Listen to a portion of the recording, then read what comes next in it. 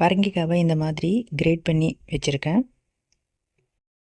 ஒரு மைக்ரோவேவ் பவுலில் 2 table spoon unsalted butter எடுத்திருக்கேன். நம்ம இதில் கிரேட் பண்ணி வச்சுருக்க பரங்கிக்காவை இதில் சேர்த்துடலாம். ஒரு 3 கப் இருக்கும். இப்போ இது கூட நம்ம டெசிகேட்டட் கோகோனட், அதாவது கொப்பரை தேங்காய் துருவல், ஒரு 1/3 கப் எடுத்திருக்கேன் நான். அதாவது 1/4 கப்போட கொஞ்சம் ஜாஸ்தியாக சேர்த்துருக்கேன். இப்போ இது கூட சர்க்கரை 4 டேபிள் ஸ்பூன் அளவு நான் எடுத்திருக்கேன். இதை நம்ம இதில் சேர்த்துடலாம். அப்புறம் தேவைன்னா இன்னும் கொஞ்சம் கூட சேர்த்துக்கலாம்.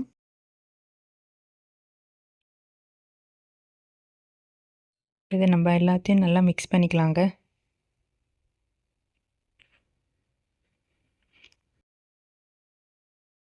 இப்போ நல்லா கிளறி ஆயிடுச்சு. இப்போ நம்ம மைக்ரோவேவ் அவனுக்குள்ளே வச்சிடலாம். ஃபஸ்ட்டு 720 வாட்ஸில் ஒரு 6 மினிட்ஸ் வச்சுக்கலாம். அப்புறம் நடுவில் ஒரு 3 நிமிஷம் ஆனதுக்கப்புறம் நம்ம அதை கிளறி விட்டுடணும். 6 மினிட்ஸ் வச்சுக்கலாம். 3 மினிட்ஸ் ஆகிடுச்சு. இப்போ நம்ம எடுத்துகிட்டு கிளறிட்டு மறுபடியும் நம்ம வச்சுட்டு ஆன் பண்ணிடலாம்.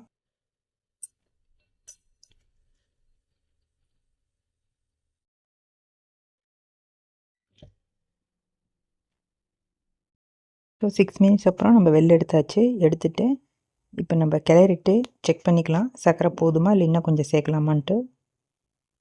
ஏன்னா பரங்கிக்காயிலே ஏற்கனவே ஸ்வீட்னஸ் இருக்கும். ஸோ எனக்கு தெரிஞ்சு கொஞ்சம் போடணும்.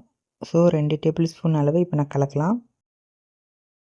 ஒரு டேபிள் ஸ்பூன் அளவு தண்ணியும் சேர்த்துக்கலாம். சேர்த்துட்டு மிக்ஸ் பண்ணிவிட்டு மைக்ரோவேவ் அவனுக்குள்ளே வச்சுட்டு ஒரு 900 வாட்ஸில் ஒரு 5 மினிட்ஸ் கொடுத்துடலாங்க.